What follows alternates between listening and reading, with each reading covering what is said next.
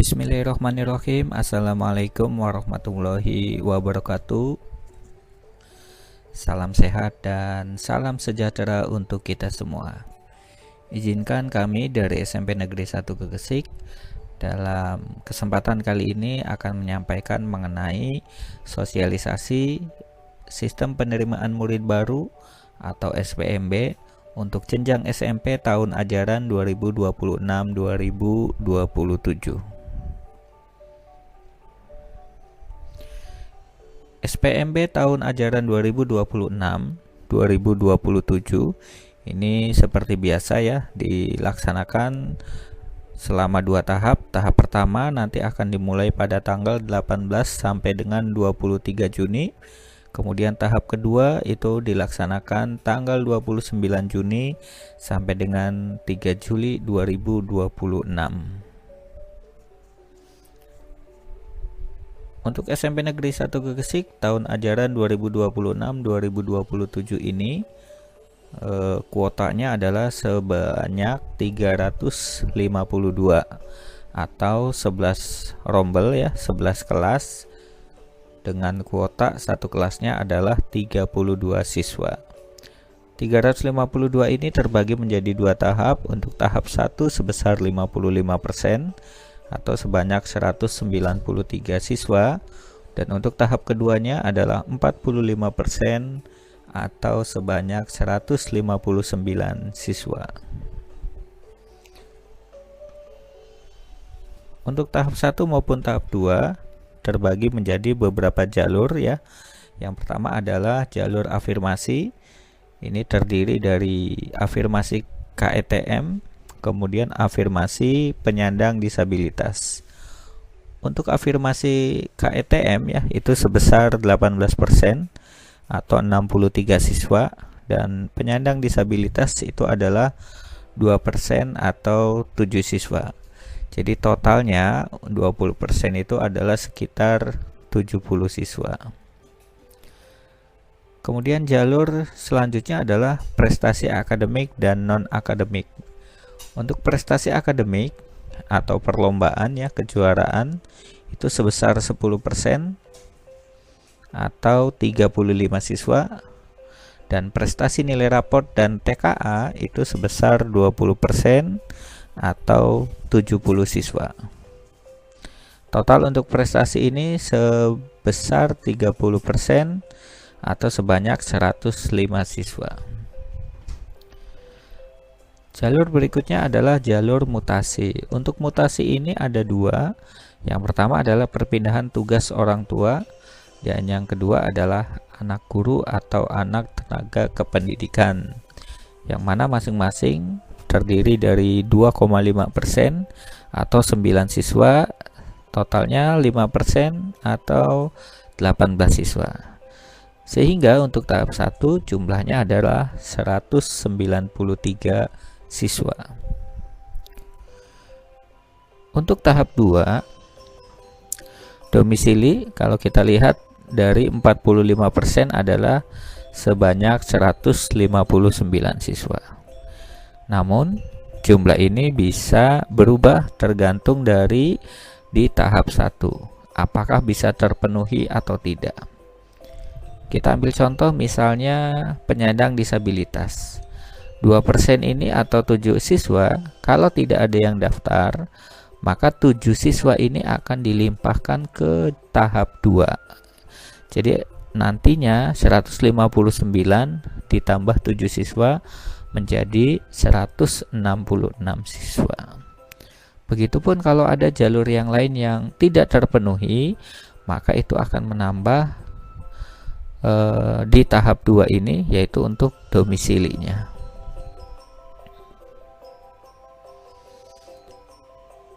Untuk kegiatan di tahap 1 yaitu nanti pada saat tanggal 18, 19, 20, 22, dan 23 Juni itu merupakan kegiatan pendaftaran dan verifikasi berkas.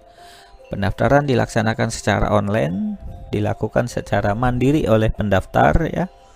Kemudian verifikasi berkas artinya calon murid baru ini entah itu orang tuanya, entah itu guru yang mewakili mendaftar, akan datang ke sekolah tujuan dengan membawa berkas asli dan berkas fotokopi yang ditentukan, ya, seperti itu.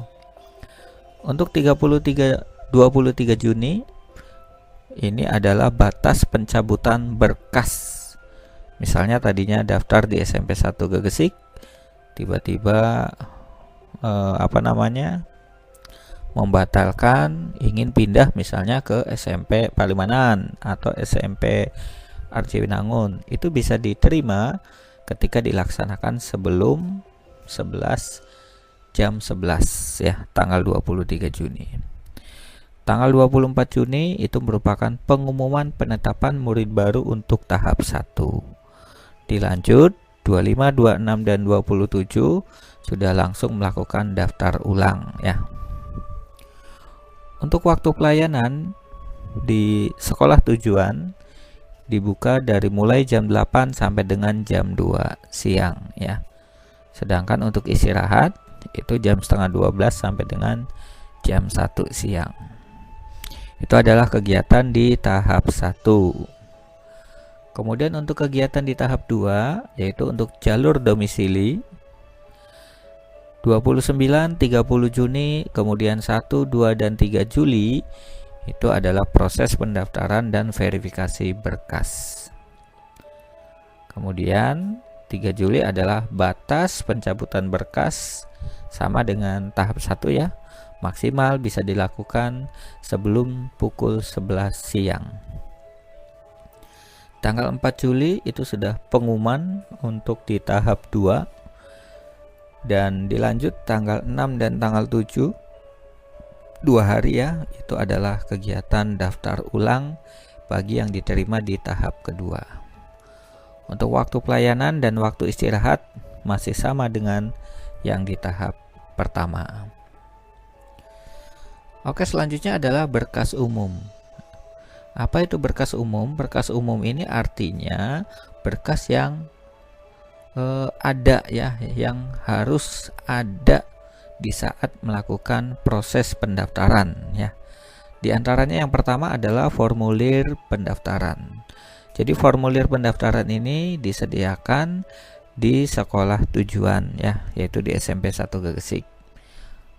Mangga atau silakan bagi Bapak Ibu yang belum mendapat formulir pendaftaran bisa datang ke sekolah tujuan atau bisa meminta link, nanti akan diberikan link untuk mendownload formulir pendaftarannya.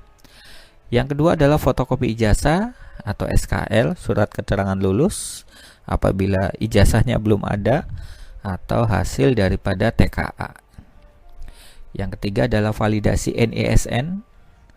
Yang keempat, fotokopi akte kelahiran, kartu keluarga, fotokopi KTP orang tua, KIP bagi yang punya ya, atau KKS juga bagi yang punya, PKH bagi yang punya, dan data sen ya. Kalau memang tidak punya ya tidak usah diada-adakan ya, seperti itu. Kemudian selanjutnya adalah screenshot titik koordinat. Berikutnya SPTJM orang tua bermaterai, surat keterangan kelakuan baik dari sekolah asal.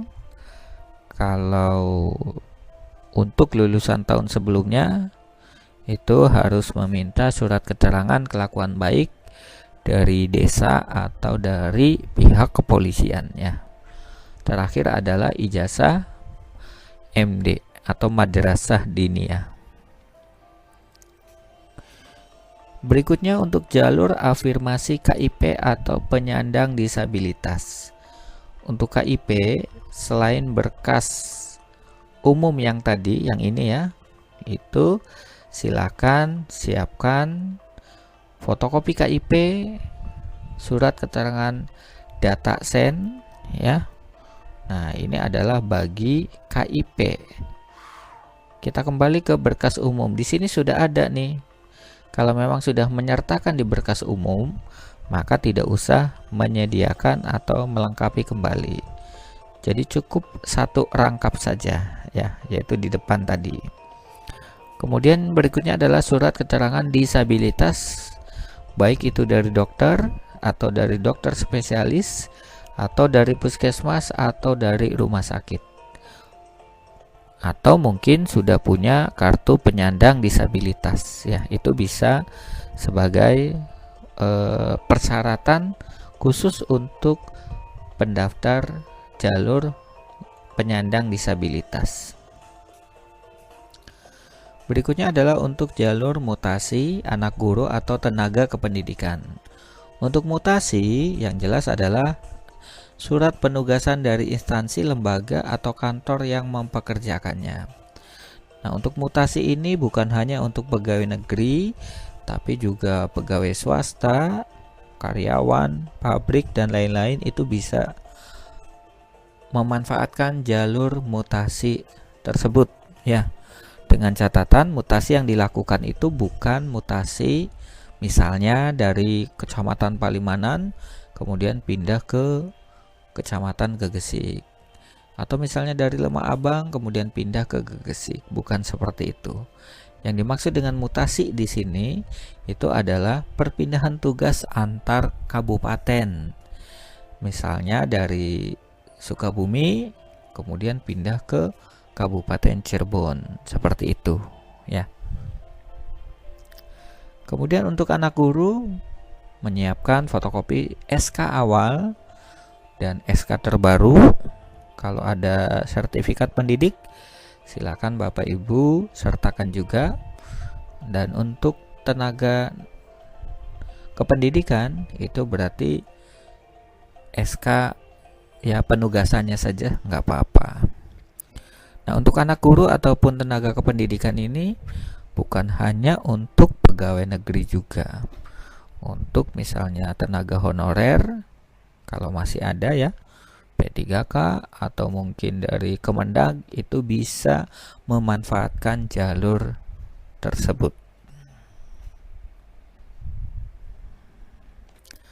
Berikutnya adalah jalur prestasi akademik, rapot, dan TKA.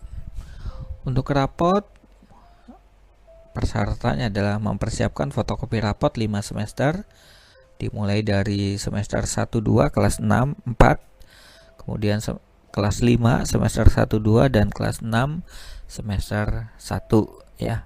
Kemudian fotokopi sertifikat hasil TKA dan surat keterangan kepala sekolah, jalur prestasi akademik, nilai raport, dan TKA yang mana blanko atau contohnya sudah kami sertakan juga ya, seperti itu.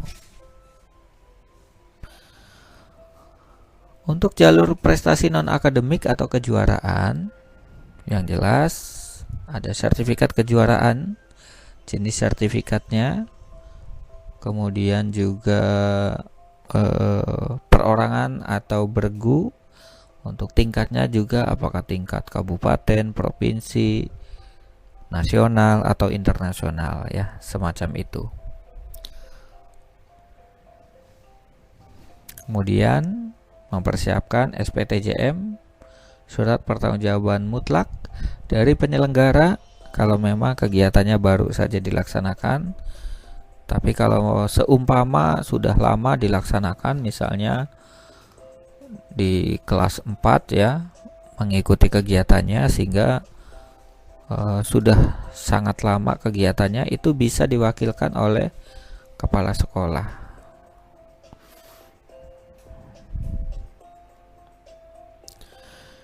Kemudian untuk jalur domisili, yang jelas karena domisili ini parameter pertamanya adalah dari kartu keluarga. Jadi kartu keluarga yang nanti akan mendaftar ke jalur domisili, pastikan itu adalah yang diterbitkan paling singkat 1 tahun sebelum tanggal pendaftaran penerimaan murid baru.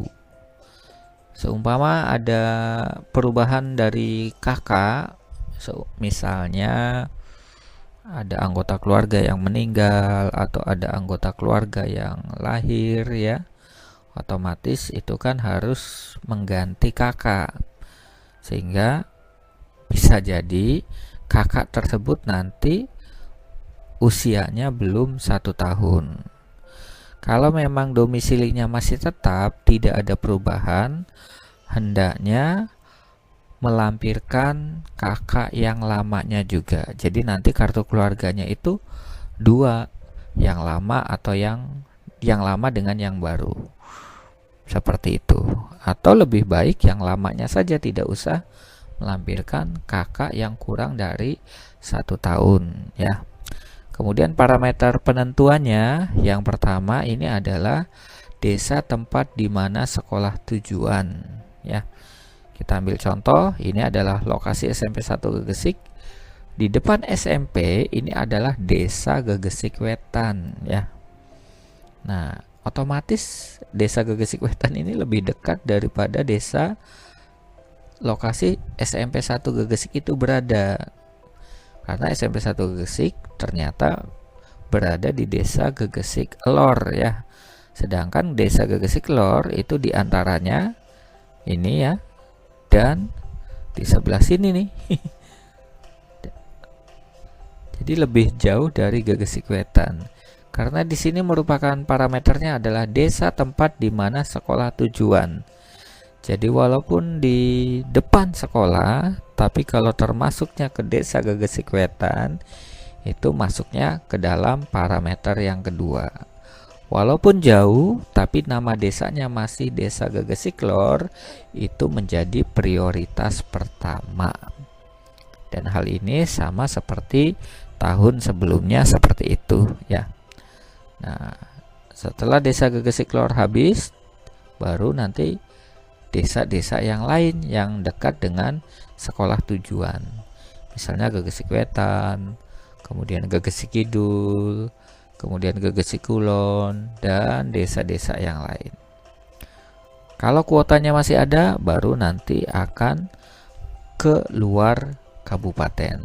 Tapi biasanya ini tidak sampai ke luar kabupaten sudah terpenuhi kuotanya, bahkan membuang ya, seperti itu. Nah, ini kurang lebih beberapa model persyaratan ya yang nanti disiapkan oleh Bapak Ibu. Formulir pendaftaran kurang lebih bentuknya seperti ini. Kemudian ijazah SD, MI atau SKL ya kurang lebih begini. Yang ketiga adalah validasi NISN. Ini bisa Bapak Ibu dapatkan dari alamat nisn.data.kemendikdasmen.go.id. Silakan dibuka alamat ini, kemudian nanti memasukkan identitas yang ditanyakan ya, sehingga nanti menampilkan data. Nah, data itu yang Bapak Ibu cetak atau Bapak Ibu simpan dalam bentuk PDF.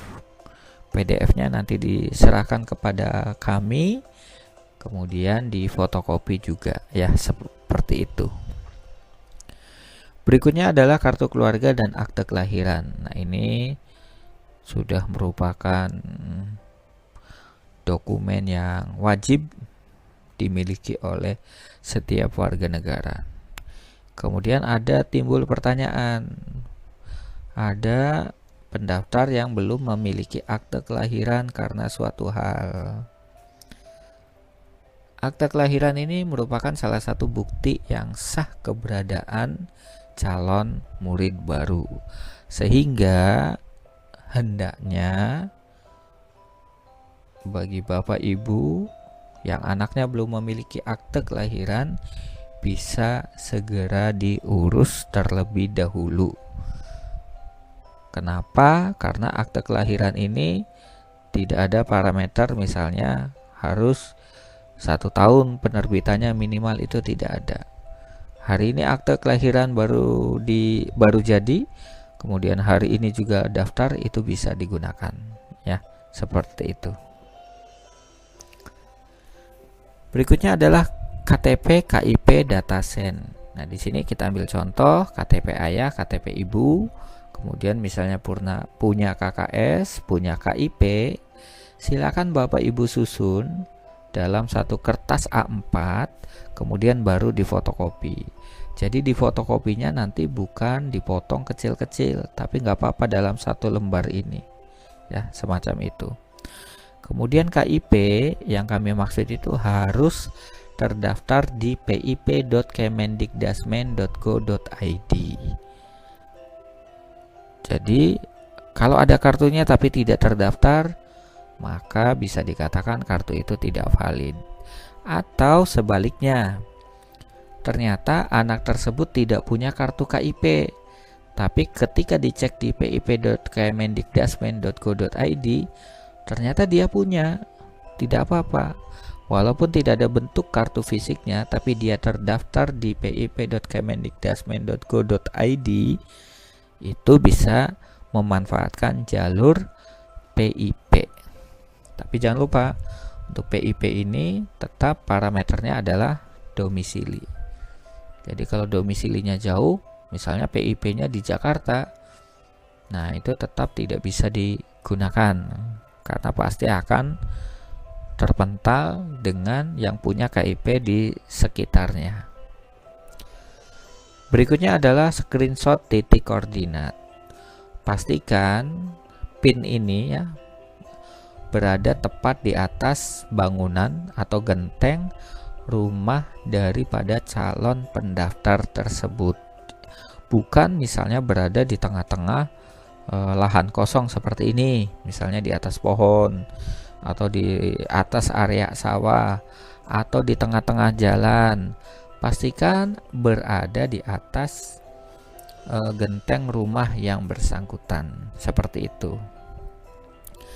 Nah, Bapak Ibu bisa melakukan pengecekan atau pencarian penentuan titik koordinat melalui www.google.com/maps ya, melalui alamat ini.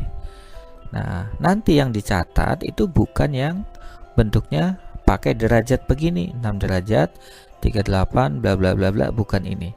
Tapi yang diawali dengan negatif 6 titik dan seterusnya berapa, koma, dan 108 titik dan seterusnya. Jadi alamat ini nih yang nanti akan dicatat oleh Bapak dan Ibu.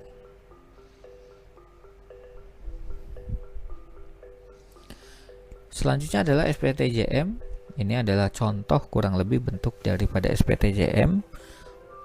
Untuk belangkonya juga sudah kami sertakan di tempat ataupun di link yang kami sediakan ya. Kemudian surat keterangan kelakuan baik ini diterbitkan dari sekolah asal. Untuk laman SPMB tahun sekarang ya sama dengan tahun-tahun sebelumnya, yaitu spmb.smp.disdik.cirebonkab.go.id. Silakan Bapak Ibu untuk membuka alamat tersebut, dan sebelum tanggal 18 ini masih dilakukan yang namanya simulasi. Jadi Bapak Ibu coba mendaftarkan, coba semua jalur, pastikan pada saat nanti akses web publiknya ini dibuka pada tanggal 18 sudah tidak ada kesalahan sehingga membuat gagal dalam proses SPMB di tahun 2026. Itu saja yang dapat kami sampaikan.